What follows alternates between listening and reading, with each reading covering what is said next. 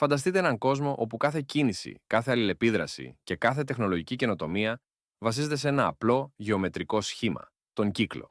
Από τα βιντεοπαιχνίδια μέχρι τα συστήματα ασφαλείας, οι κύκλοι διαμορφώνουν τον κόσμο μας με τρόπους που ελάχιστοι συνειδητοποιούν.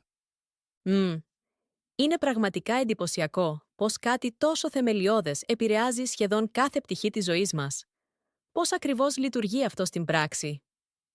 Λοιπόν, ας ξεκινήσουμε με κάτι που οι περισσότεροι γνωρίζουν: τα βιντεοπαιχνίδια.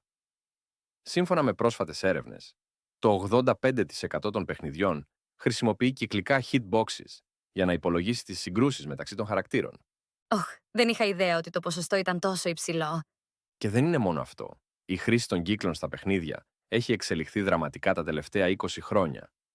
Σήμερα, ένα τυπικό παιχνίδι δράσης χρησιμοποιεί περισσότερους από 1.000 διαφορετικούς κύκλους ταυτόχρονα για να υπολογίσει τις αλληλεπιδράσεις.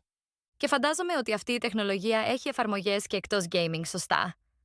Ακριβώς. Στις τηλεπικοινωνίες, για παράδειγμα, οι εταιρείες κινητής τηλεφωνίας χρησιμοποιούν περίπλοκα μοντέλα που βασίζονται σε επικαλυπτόμενους κύκλους. Ένας μέσος πύργος κινητής τηλεφωνίας καλύπτει μια κυκλική περιοχή περίπου 5 έως 10 χιλιόμετρων. Χμ. Και υποθέτω ότι όταν αυτοί οι κύκλοι τέμνονται, έχουμε καλύτερο σήμα. Ναι, και εδώ έρχεται το πραγματικά ενδιαφέρον κομμάτι. Οι μηχανικοί τηλεπικοινωνιών υπολογίζουν ότι χρειάζεται τουλάχιστον 30% επικάλυψη μεταξύ των κύκλων κάλυψης για να εξασφαλιστεί αξιόπιστο σήμα σε αστικές περιοχές. Είναι φοβερό το πως κάτι τόσο απλό μπορεί να έχει τόσο σημαντικό αντίκτυπο στην καθημερινή μας ζωή.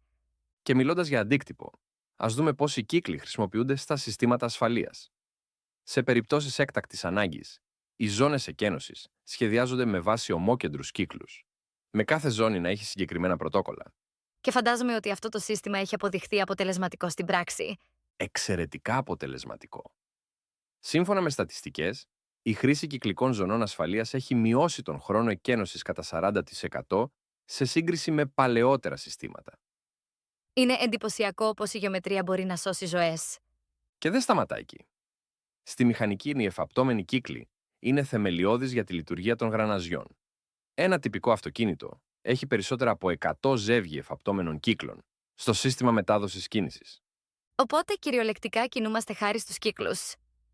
Ακριβώς.